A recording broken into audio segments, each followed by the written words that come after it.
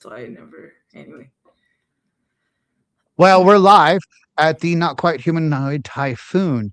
And tonight I bring you the glorious, the beautiful, wonderful human being that is Joanne Dobish. Introduce yourself, Joanne, to the lovely people out there. Hi, lovely people out there. I am Joanne Dobish. That's me. And I live up here in northern Alberta. So Saddle Hills County is the name of the area. And I've been working, I guess, in the oil and gas industry up here for quite a long time now. And now I run my own commercial and contract management practice. And it's great to be here. You know what's actually really cool is you're the reason your county is even on LinkedIn. Yes, yeah, I kind of remember that. Yeah, like we were in the same program at one point, and kind of remember the way it was. Like they kind of urged us to be on LinkedIn, and I was on the trying to hit the location and trying to refresh it. I couldn't get the location going, but after some time, I guess the administrators in the background changed their mind and put it as a choice. So here we are on the map.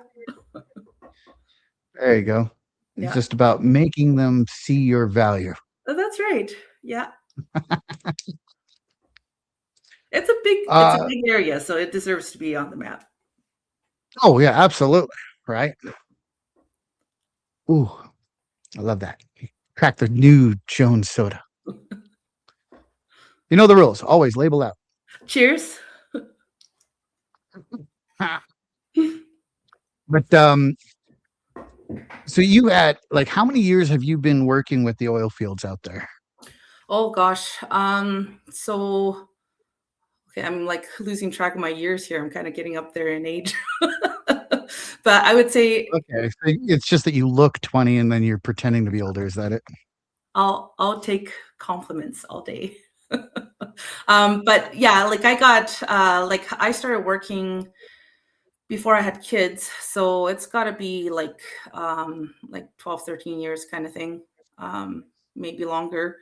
All in total, like not all of them were in like contract management or contracts specialty. Like there's a pretty long stint there that I was doing laboring in the field, and I feel like very proud of that history too, career history. And it makes me I think personally a much better contracts practitioner. So do you have any like fun, exciting, or interesting stories about contract practicing that maybe nobody would ever think about? Oh gosh, it's Or like a anything you're real allowed to share? Wouldn't it be a violation to like, yeah, like Zipper Lip Creek is where it's at. No, it's a really diverse and interesting career that I ended up finding myself in, and I talked to different people who kind of at different parts of their career path wonder what next to consider. And I really recommend this path. For me, it's been very highly rewarding. It's very enjoyable. And I think what I especially like about it, it's very diverse. So, and in that, I mean, like in any given project, it's like all sorts of different contract types. A person can end up working with like all different project teams all the time, and sometimes it's kind of funny. Like for myself, where I am, like I found myself working both BC projects, Alberta projects. So you work on one side for one set of jurisdiction, and then you kind of gotta change your brain around for another side occasionally. So it definitely makes it interesting, exciting, and not to mention the work itself is quite rewarding. Like it is very much like building something from the ground up. So you do kind of get to see from flat lease to like what active. you're saying is you're not going to violate any NDAs for us tonight to make No, it no, nice and fun. we're not doing that. There's yeah, nope, we're good there is what that is. But, but the NDAs, we Uh-huh. have to violate. No, I'm kidding. We're not in the business of getting sued, just making money. Yeah, that's right. Yeah, that's what we like. So I so full disclosure to everybody who's listening, I've known Joanne for a few years now, and Mhm. something that I think is probably the only thing that rubs us differently because we have very different perspectives on the matter. Joanne is something far more successful than I could ever be, and she is a successful hunter, Oh, whereas I can't kill a mouse. yeah, that's, like I don't like mice either. Yep, I think it's one of the perks. It's one of the perks of living up here, which is like we're so close to the beautiful nature and less concrete buildings, sort of thing. So a person really gets a lot more opportunities to get outdoors a lot. And fortunately, it's a fairly common hobby out here. So it's just it's been really engaging for me. And at one point I was from a city, right? So for me, even like there's been a um really humbling learning curve of living out here. And I would say, especially where I am, even like I'm literally surrounded by farmland just to kind of geographically locate myself. It's like, at a certain point, like especially during the COVID years, and it was that remote work, like I could take a lunch break and go for a quad ride, for example. Like that's a little bit different from kind of that city living. So with it comes certain privileges. Yeah, like um, the hunting hobby has been like a great learning experience for me, and it's gradual. Like a person doesn't just Yeah. get out there and shoot something overnight. That's like there's Well, I been hope it lots doesn't of take learning. overnight. That's kind of a lousy shot. Yeah, it would be a terrible shot. Yeah, that's for sure. Yeah. But Laura in the comments is asking, hunting what? How about you drop the huge brag about what you got last year? Oh yeah, sure. I gotta click into the comments here. So for myself, I've been very fortunate. So one year it was kind of the timing was just about perfect. Like it was just a perfect finish. I had just completed like a large construction project. I came home, like I was visiting with my team. I came home and my husband was like, "Hey, you want to go shoot a bear?" Right? Like I had my tags and everything ready, and I was like, "Oh, I'm kind of tired, honey. Like maybe I'll take a nap." But I was like, "Oh, well, you know what? It's still early in the day, so I just like powered down this like caffeine drink and went out on the field, and there was a nice big bear right in the open.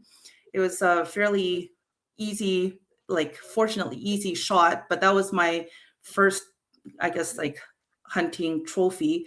Anyway, so the shot connected and it ended up being like a record bear. So I feel like absolutely perfect. Like that was an amazing experience for me.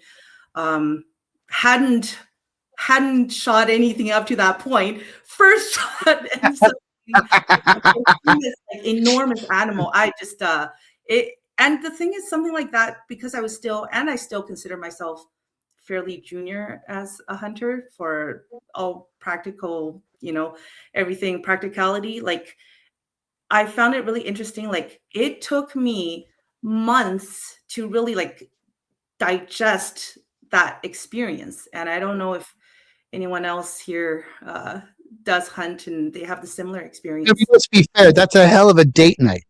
Yep. Yeah, we do end up with some pretty cool dates out here. Like it's pretty special of a setting. I That mean, that you want to talk about a guy who knows how to romance someone like Joanne.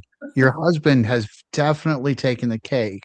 Yeah, it's a pretty high bar, so I'm quite fortunate. Like I gotta say, like from that one, like it really taught me something, which is like I think, like for someone like me, I joke around like I'm not a talented hunter, I don't think. Like I don't look in the trees, I'm like, oh, there's the animal right there, just 250 yards away kind of thing. Like that's not I don't have that kind of gifted skill set. It's still in practice. But like I do know that learning curve. And for me, like doing this work and computer work for like a large part of my career, I'm really used to like looking at things with like on that like black and white contrast. I don't know if anyone else can relate. So like going on in the nature now, looking at things differently, it's quite surreal, like to understand that processing. Like when I shot that bear and subsequent trophies after that too, it's like, but the first time it's like I saw what happened through the scope and it went so fast. I know my eyes took in the sight of that, what happened, but my brain couldn't process it.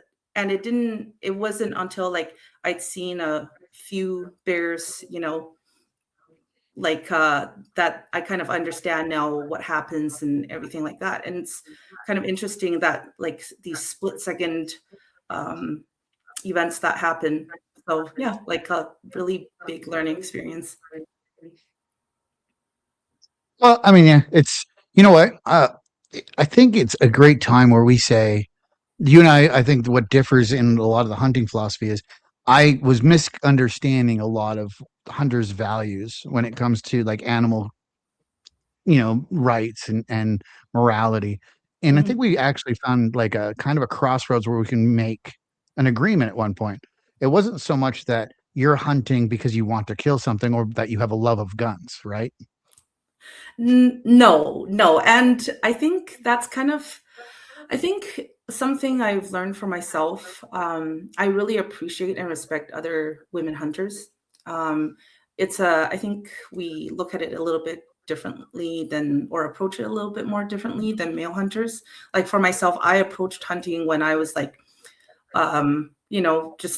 just had my second child sort of thing. So I went through like postpartum and all of that while learning the hunting process and kind of acclimating myself to the outdoors scenery to be able to do such a hobby or craft. And it's uh it's it's definitely, yeah, it's different. I think one of the things is for me, yeah, I described just now like connecting with a bear, and I don't like, even for me when I started, it's like I'm like, oh my gosh, dead animal, kind of thing, right? So yes, a person does have to acclimate towards that. But I think, Ken, we've spoken about this before. It's like, to me, it's not just like, okay, you kind of point and shoot, that's the day. That's not the day. Like I'm not even like, we haven't even talked about all the scouting the person has to do, all the prep a person has to do. But afterwards, like last fall was the first time I was actually like tracking an animal that I had connected with. And that now is yet a different skill set. And then, depending on how far they go, and hopefully not that far, but sometimes they are very far, then you track them down and then you still got to quarter them. Sometimes it's like, getting to be dark. Like you got to really know your conditions, right? And plan and be ready. And then, unfortunately for that bear and other trophies, they sometimes have to be packed out of out of a coolie. Which sometimes, like the hill is like that, like that. And it's like a person doesn't realize how heavy a pack can be when until you're really just it's right on your back and you're like walking and it's like, wow, that's really heavy. Now, for anyone who can't tell, Joanne is what 5'7", No, 110 like pounds soaking wet. like 5'4". So so some of these animals, they're pretty big, and like just even the cape sometimes itself is like, yeah, it's heavy. So it's a long ways to go with something on your back. That's the one thing. Um, But, but yeah, but so people can appreciate the work that you put into it. It's not just like a one and done and run. no, Like you no, use everything about that animal. Like you don't leave anything behind. that's right. So when you're And packing it out, you're really working it. absolutely. Sometimes it's like oftentimes it's multiple trips kind of thing, right? And then so it's a day. It's like like a person plans a day, like lots of calories, lots of fuel, and I think the other joy of it is like over the years, like we've really been able to benefit from kind of the game meat addition to our diet, which is really helpful and healthy. And like as a person gets used to the flavors and everything, it's quite delicious. So I feel quite privileged that way as well. So yeah, you know. Well, so Leilani's asking, looking back, did you ever imagine yourself being a hunter when you were younger? Not that she's accusing you of being old. She can accuse me of being old, and I'll be like, okay, sure, yep. That's not a problem. I can honestly say I didn't have any concept of oil and gas, first of all. So I didn't even have any concept of like living northernly or rurally. It was just my family ended up like when I was younger, kind of moving up here for a while, and I was like, "Oh, a person can live up here. This is very different. What a different place this is." And so, yeah, just no concept of hunting. My first hunt that I was not a participant in, just a spectator, was actually in my previous marriage, and it was with an indigenous family doing a buffalo hunt. That was my first time like seeing and witnessing such a thing. And wow, like very eye-opening. I had no idea, like, because the family friend was saying, "Oh, Joe, like come out with us," and I was like, "Okay, I have no idea what this is," and I was like, "Oh my gosh, like this is like a lot."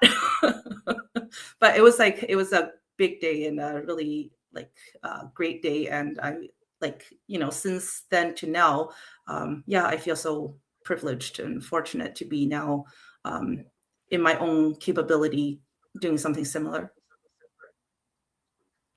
Right. So I don't know how much you want to talk about, but like, are we allowed to talk about your oldest for a little bit? Of course. So, Yep. just so everybody knows, Joanne's oldest, her first husband was Canadian First Nations. So Joanne's oldest has First Nations blood in her. And one of the things I absolutely respect about Joanne is even though Joanne herself is not First Nations, she's raising her daughter with as much influence of the culture as she possibly can. Can you tell anybody about that? Yes, and I have to say, like, something I appreciate in my friendships, such as yourself and Leilani and others in my community, is the help that I get with that.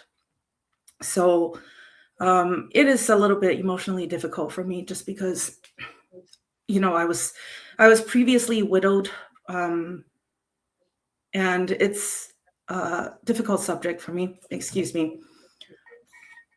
Okay, take a But minute. that Yeah, thank you. But, the joy of that relationship was, of course, my wonderful daughter, and I think I have a different perspective on it just because I, like many others Canadians, immigrated here, and we ourselves have to kind of forge forward our own cultural identity.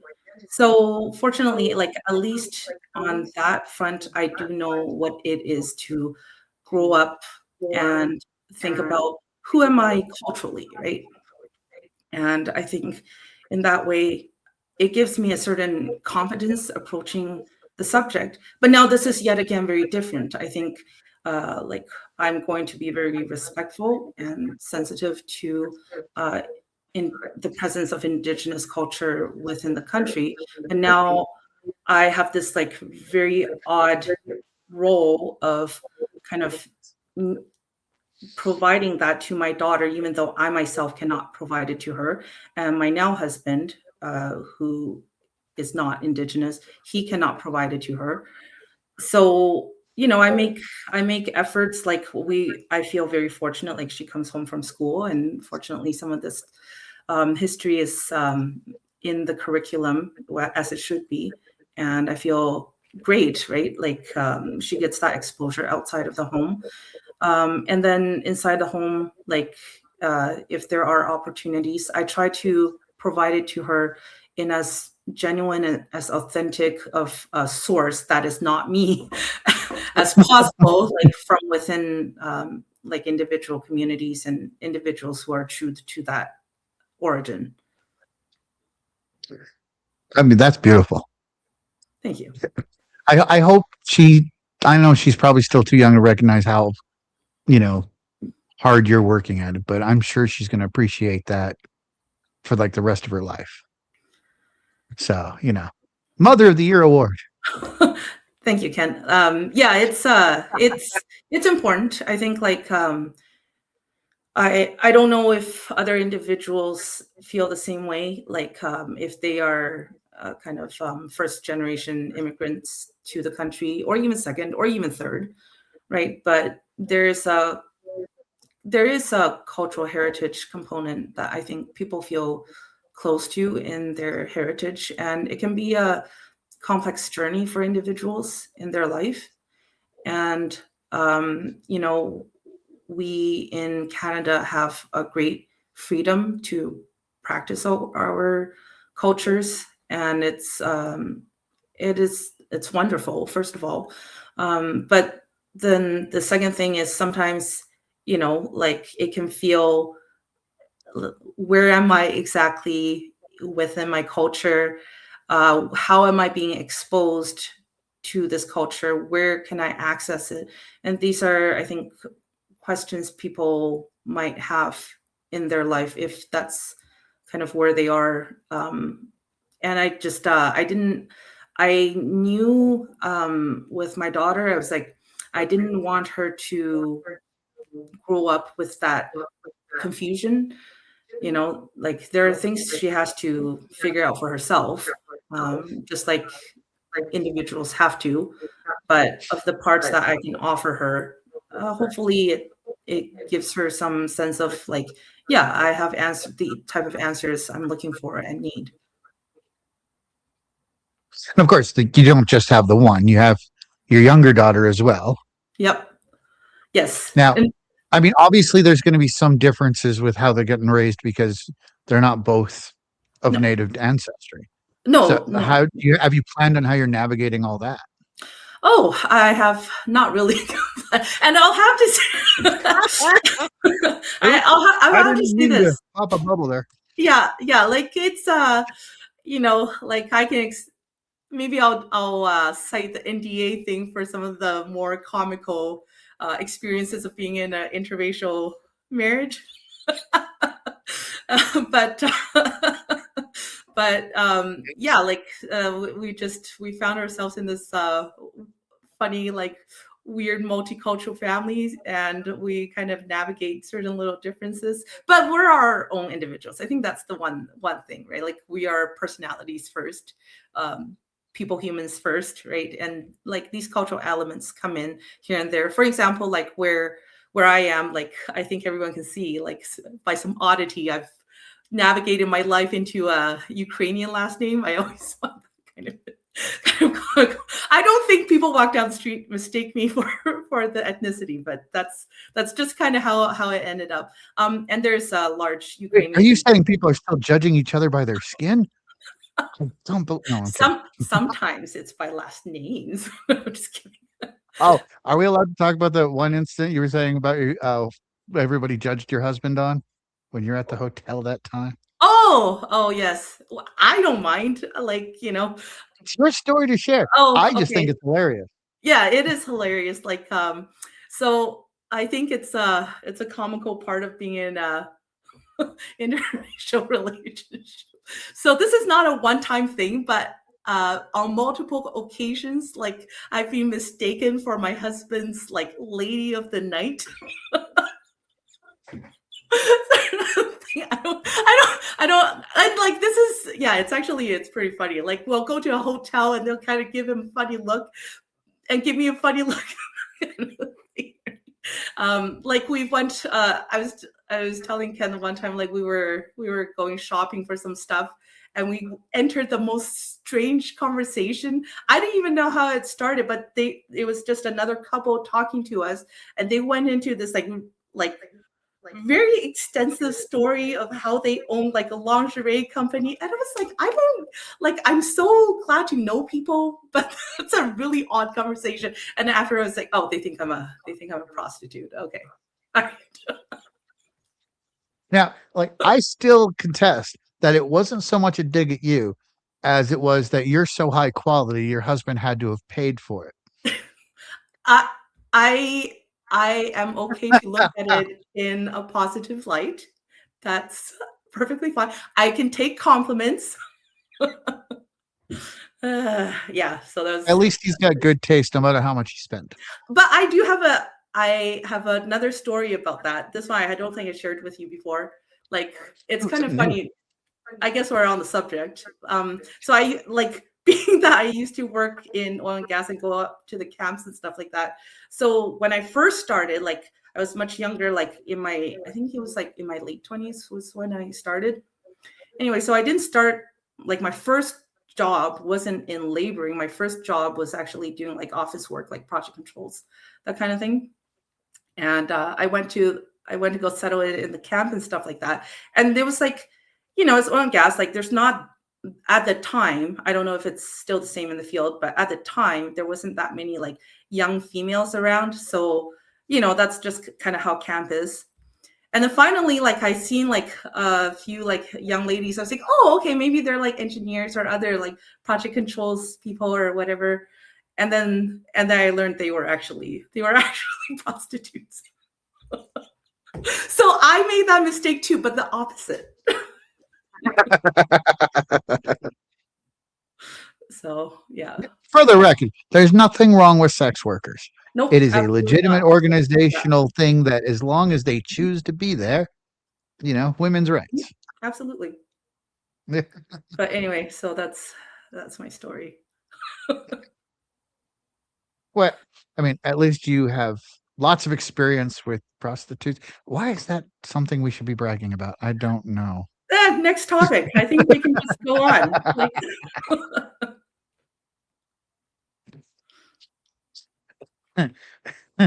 I'm lost now. I have no idea where do you go from prostitutes? I think we were talking about living up north. Where I would say, well, that's not representative of everything, even though there's no judgment or anything. But yeah, like myself, I think one of the like rarities I've experienced is like I've been able to kind of work that trade side, and I've been able to work the paperwork side, and experience lots, see everything. Um, get mistaken for all sorts of stuff. um, so yeah, like it gives a really rich breadth of life experiences and professional experiences. That's kind of how I'd round It that makes you up. wonder why the government hasn't like thrown you on a whole bunch of poster boards and made you like the highlight of the year. Because you It's think not too about it, you're late. a successful businesswoman with two kids who's able to do it all, and you're an immigrant. I'm not the only one. Like, there's other like extremely like up here. I meet like really cool people all the time who they want to do something different, and they come here. And like I kind of joke, like women who come up north, and there are a lot of women who like, or how should I put it? Like there are a lot of women in the north who are up north because they moved up to the north for romantic reasons, like following their husbands and stuff like that. That's kind of something I recognize. They don't Um, want to be there, but they're there because they loved the wrong person. it's always the right person. Come on. Anyway, but yeah, like, and for better or for worse, and I think it's better. Like they come up here and they settle up here, and I think people can be quite refreshed by like the high quality of living that's up here. Like I've been able to experience, for example, and like a person ends up meeting a lot of really interesting individuals. And like I myself like work with some other very competent women entrepreneurs, and I'm very blessed and privileged to do it. And a lot of them have amazing stories, better stories than how they're mistaken for different things than myself, even. And they do some amazing stuff, and they do trades. Lots of them hunt too, so it's pretty neat. Hype them up some more. It sounds like you're really digging. Well, it should be a big poster board, is what I'm getting at, I guess. No, but actually, you do work with some very interesting. I haven't had a chance to meet all of them, but like I met a couple over Mhm. the years, and I there's one. I don't know if you're allowed. Are you allowed to talk about Ray? Do you want to talk about Ray? Maybe I'll give her. privacy, like unless yeah, I'll give her privacy there. If it's like my own stuff, then We'll yeah, say she's awesome. She works with you. That's yeah, all we're gonna say. yeah. She Okay. is definitely awesome. High on the list. I do look forward to meeting her one of these days. Yeah. Okay, so listen, we covered your kids, we covered your career, we covered that you like to kill things for fun. Hmm. Well, okay, no, no, I'm no. so jealous. Let's not say kill things for fun because I don't think that's accurately. Uh, You're right. It wasn't so much for fun, it was the romance because it was your husband who took you out on the date, right? yeah, like I'll put in my plug here for like fair chase practices because I just like I think too with my experience I guess trying to have conversations with people like a person can feel on the defensive sometimes with the top talking subject. Not me though. No, I don't. I'm not defensive about it. But like I think one of the practices that we really try to engage with is that to very strictly follow that fair trace practice. And like for me to even enter an animal into the record book, like it really not just legal, like legally it must abide by the different wildlife acts, but also the fair chase practices for these trophies to be even recognized and considered, right? So that's very important. But the other aspect of fair chase is it encourages a person to really hone like a skill, higher skill level. And like it really trains a person to be very disciplined in their practice.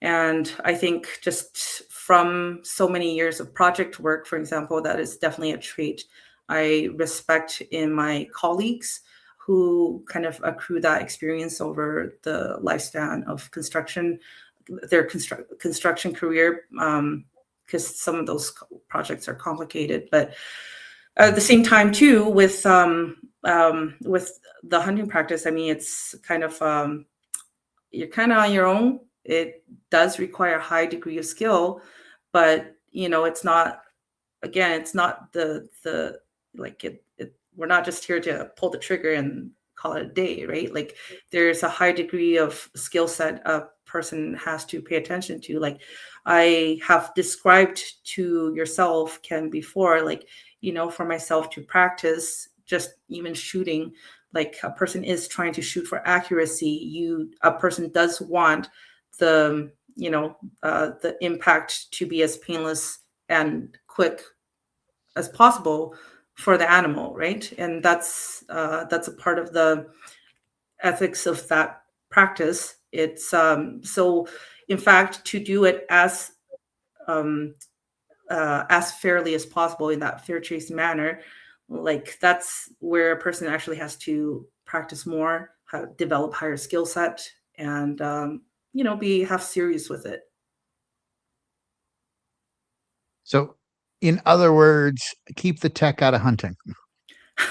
There's probably I that's yeah.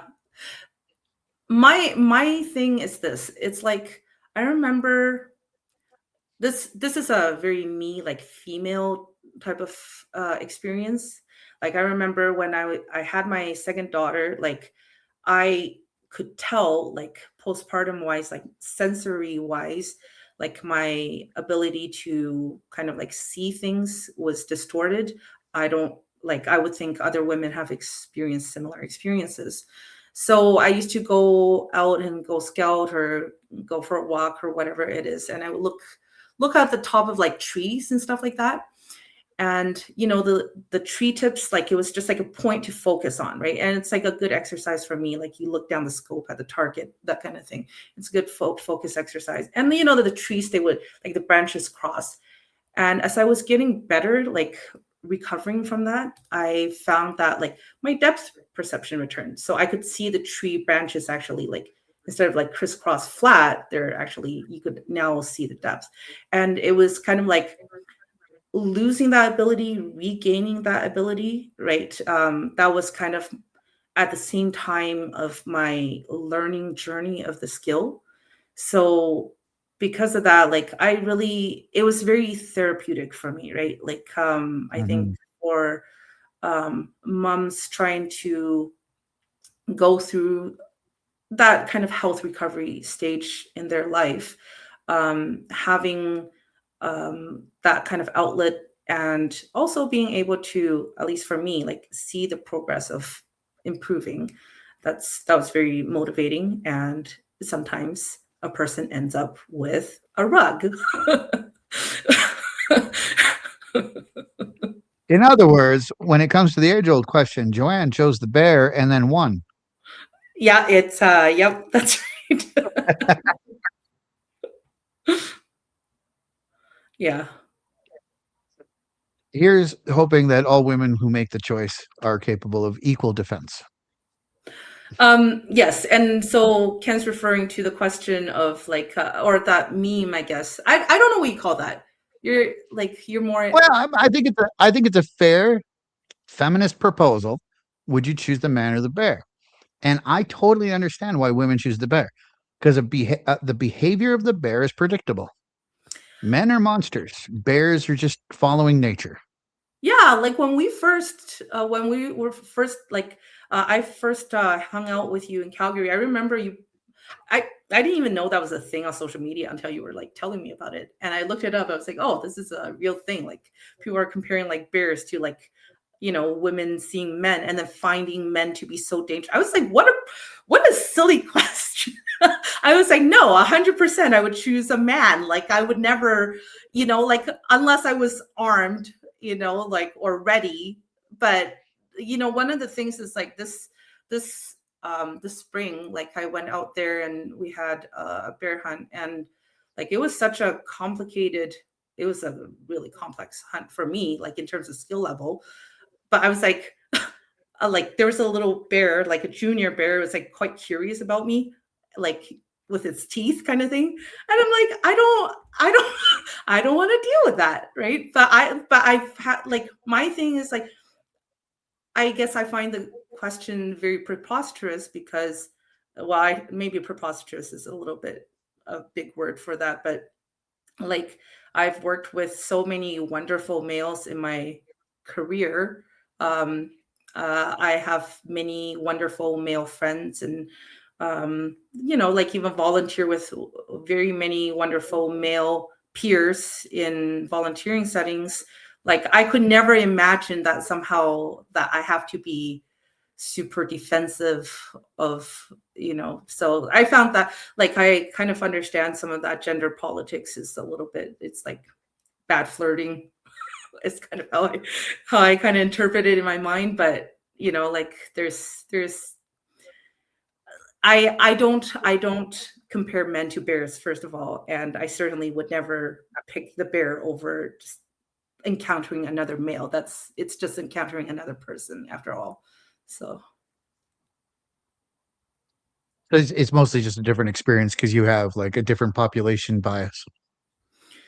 I perhaps like I couldn't deny it. Like we might have I don't have, population records or anything like that, but and yeah, like I think my experiences in some ways are different, but I don't think my perspective has to be different. Like I don't, like I feel fortunate having worked with very competent males in my life, and I feel very fortunate working with very competent females in my life. And I only wish upon others to have the similar experiences. But I think it's where I see kind of this thinking path is sometimes like, a person has the misfortune of having a lot of poor experiences, and then that ends up being the conclusion, which is really too bad, right? Um, I wish it not to be the conclusion because, if they had a bigger sample size or a different environment, perhaps they would have, some experiences to really correct for that. But yes, I can see how, for certain individuals, it might be the conclusion they've come to, but I hope they have better experiences in the future. You're a beacon of hope for everyone. Yes, that's a great place to be. So, okay, because you have that very rural lifestyle, especially compared to like my own very urban, I'm very city locked, even though we're both Canadian. Mhm, mhm, mhm. Okay. So I think one of the running arguments right now would be like the concepts of our privacy, Okay. right? So it's like Yes. we go out in the city now and the expectation of privacy disappears the second we step outside our front door.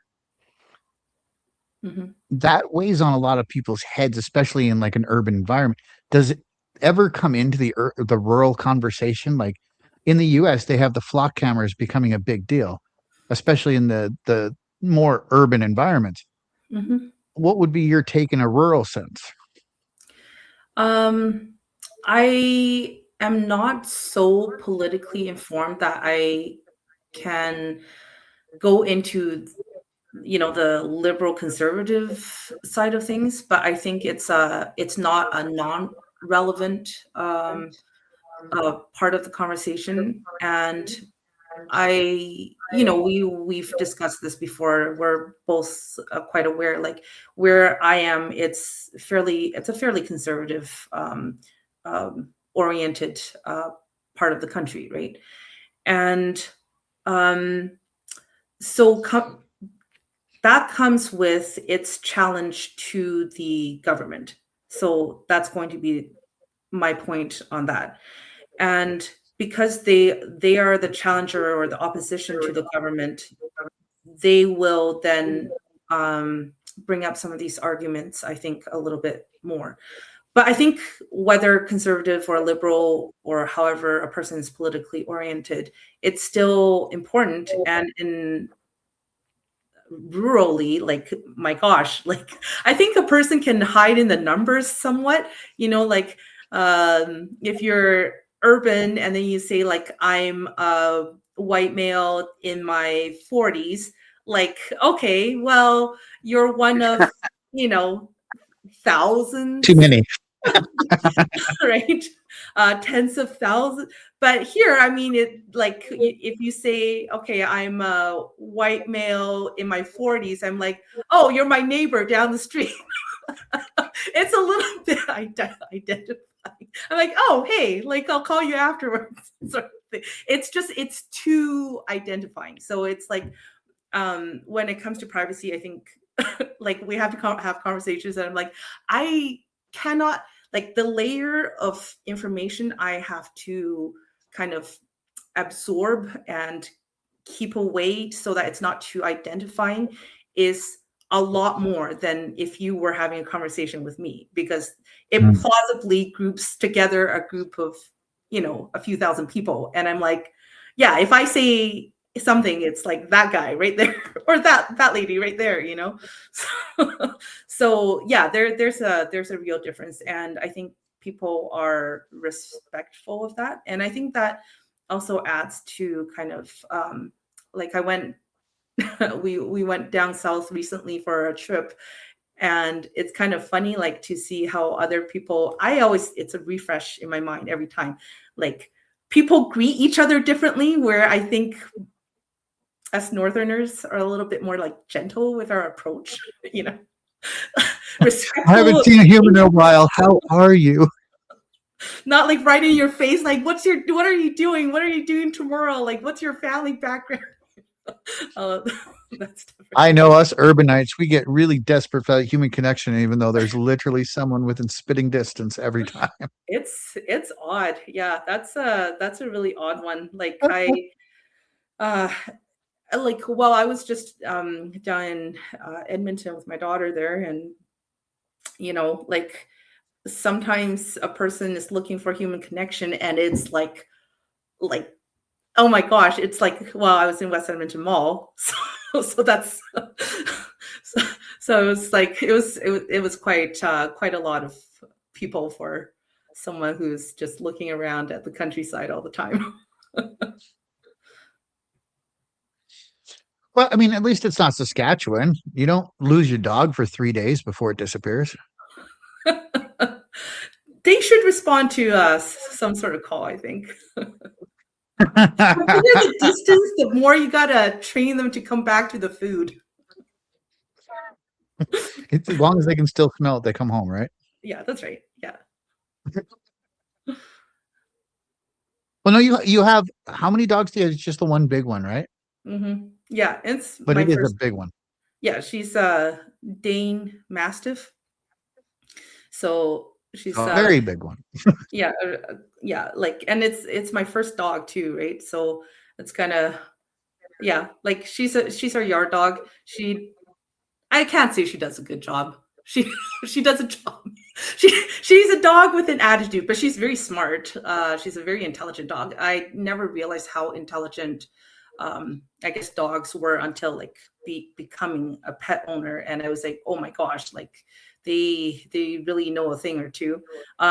So yeah, like she's, I guess, cute to us, but she does have a look about her, I guess. But the biggest thing I kind of found interesting having her, and this might be like a rural dog experience too, is like you kind of see like some of the dog's instincts come out a little bit, just because they're in such a expanse of land, and so they can act a little bit more uh, dog like.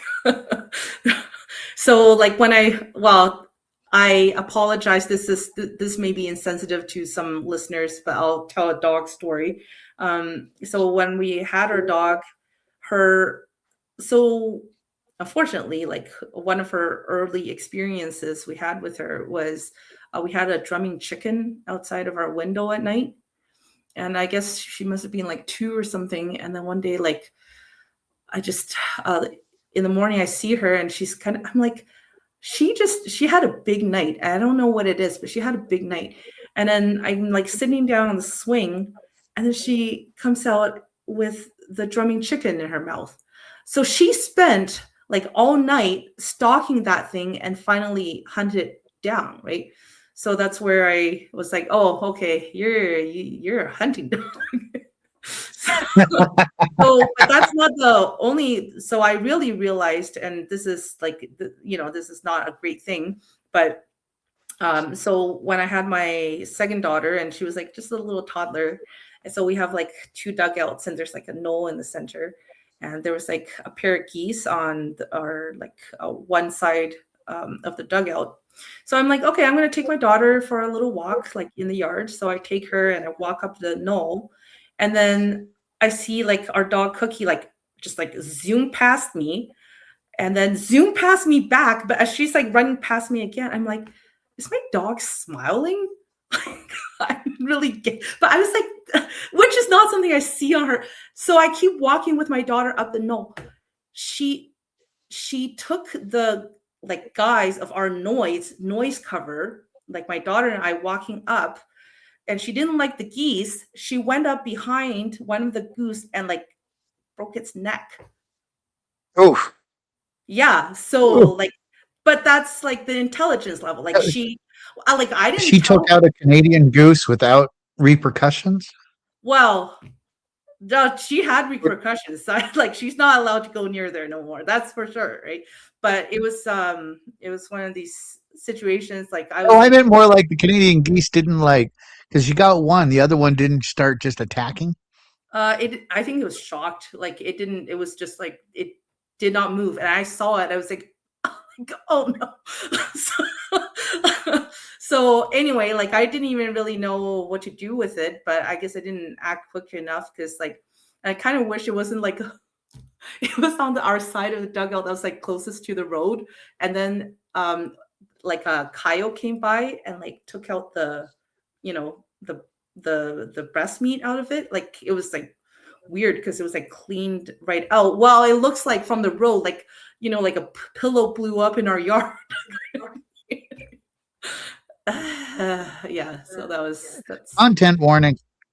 yeah, that's yeah, sorry if I've offended anyone, but that's definitely in the content warnings. Well, I know we have a couple of frequent flyer viewers who they run a canine stroke foundation, um and not having a dog myself, I don't fully grasp the depth of just how awesome everything they do is. But I know that they definitely work towards the rehabilitation of dogs with strokes, everything like that. So it's like, because I can tell how much you care about your dog. Mhm. If you do ever have a problem, let me know so I can let them know, and then they can give you the information you need to be able to make sure to keep her happy and healthy for as long as possible. Oh, thank you. That's a great foundation. Doing great work for animals. Well, we want to keep them as long as we keep ourselves alive, right? Yep. And kudos there You know too. what Like, they say? We treat our animals better than we treat ourselves. yeah, which we should treat ourselves better too.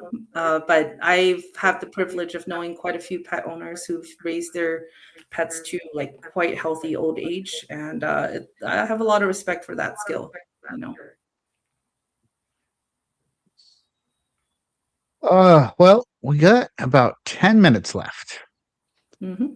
Was there anything you wanted to talk about? Let everybody know, or just insult me for 10 minutes? I don't No, I don't want to insult you. I don't want to insult anyone. know. Yeah, like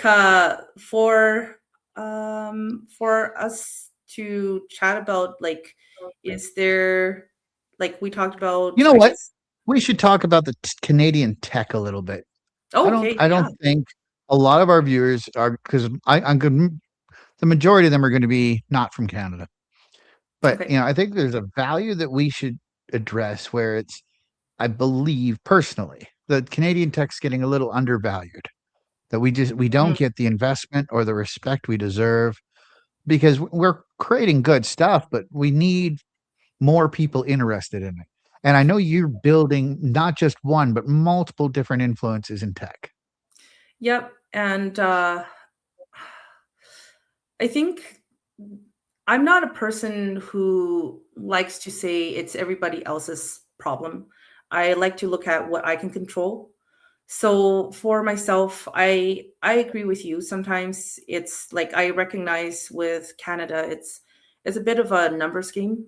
So in relativity, like just sometimes trying to get things get things going, there's an advantage. We simply have to work with what we have. That being said, to me, it's like, okay, like not having a numbers game advantage has other advantages.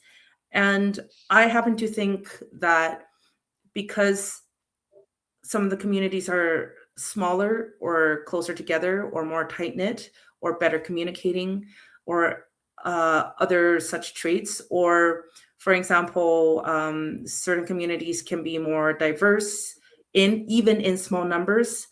um, that's a huge advantage to Canadian tech. And it really places certain, like, minimum viabilities at a high quality. Um, Mm. that to me, it's like a person is able to sample for a lot more criteria or categories um, off the hop with small numbers that perhaps not accessible in a more kind of a bigger numbers kind of environment. So that to me, it's like use your strengths, and we definitely do have our strengths, and I think it shows. And in fact, I would say even as you mentioned that human connection side, right? Sometimes I would say one of the benefits of, yeah, sometimes in smaller communities, like rural communities, is like it's a very strong human connection. Um, so in these ways, like it's a huge benefit. Methinks, Yeah. you know. Now we just got to monopolize on Yeah, which is absolutely doable. it. So, have you guys got anything fun and exciting happening up north in the more recent times here? I know we got some interesting speakers coming up here in Grand Prairie area coming up. Um, our beloved former Prime Minister. Stephen Harper. I think he's coming up here. That sort of thing. That's kind of a strong phrasing, beloved. I was just trying to trigger you. So. I think And you uh, open to, to you. be fair, to be fair, when he was prime minister, and it was like, I was still young and dumb, so I actually did support him at one point. There you go. You said I And then could I got an insult you, so education I'm and just. realized what the fuck. But yeah, so that's hunting season's coming up. So this season, like I think one of the skill progressions I like to make is a little bit more concentrated effort on bow hunting, and I gotta kind of anyway. It's a work in progress. So that one is kind of on Full elk everyone's mostly in your calendar. area, though, right? Like you don't go after the moose. Uh, maybe. Well, if like I'm not that lucky to get a tag every year or anything like that. So Oh, so the tags are still lottery system. yeah. I'm like low priority and everything. So like I gotta wait. I got a long time to wait. I gotta be patient on that. So Okay, so for you, sometimes it's just a training year. which is perfectly fine. Like I had my former like I guess like connections with animals out in the open last year. Like I actually practiced like like setting the rifle on a target like in the trees, with shooting sticks and everything. Like these are all skills that a person has to practice. Like it's quite technical, you know. So for me, it's like it's a lot of learning, like all the time. So it Yeah. really So is more about the hunter than the tools, right? oh yes, yeah. And then like we've gone into making sausage, dry sausage with our game meat, and that's kind of being a recent thing. So finessing, Oh, yeah, like I've you learned. brought me what was it, elk jerky last time, right? Yeah, like we make this thing. It's like a dry sausage. We use like a South African spice, and yeah, it's delicious. Like kudos to the South African spice community. Like they do a good blend. Is all I can say about that. But I also like we also had to learn about like literally sausage making, right? Like Oh, yeah. like Canadian hunting. It's sourcing. not just about every part of the animal; it's using every part of the world to season it. Yeah, that's right. There you go. But yeah, like even buying casing and things like that, casings, like that's been interesting. Like, and then figuring out like what your palate prefers, and like what that bite feel, those kind of things. It's all part of it. And I think that's part of some of the living perks out here, like some of the hands-on stuff that a person takes ownership of. Like it's one thing to buy sausage at the grocery store, but like I think for many people too, like sausage making is a hobby, right? Like it's kind of fun. It's fairly enjoyable. So But when the world comes to an end and the zombies come for us all, I'll be running to Joanne's arms yeah, to protect me. yeah, that's right. Yeah. I can run that far because I'm a fatty. Yeah. I wouldn't call myself a prepper or anything like that, but we're good. Oh, what do you got to prep? You're already ready to just kill Yeah. everything and live off the land, right? Yeah, that's right. It's a good thing. And I think like many people are very proud of the lifestyle here, and I don't think that's exclusive to where we are. Like many people um who live rurally, like they have a great sense of like personal pride in their skills and abilities that they have to live on the land and live off the land, that kind of thing. And Mm. it's enjoyable.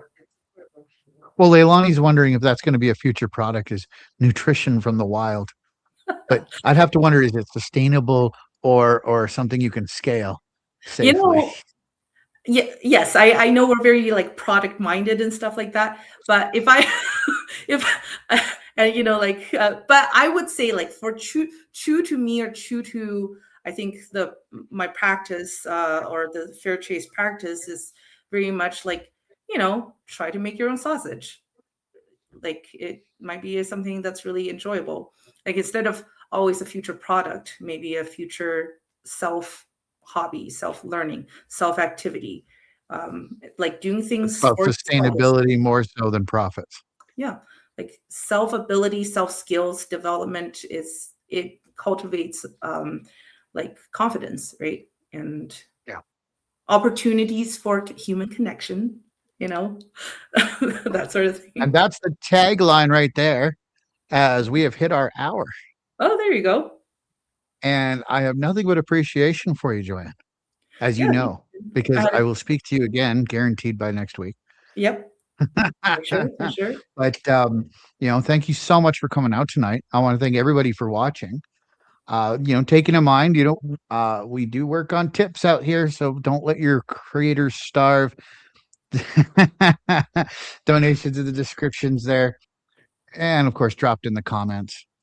But again, thanks everybody for coming out, and we will see you next week on the Not Quite Humanoid Typhoon live. I really got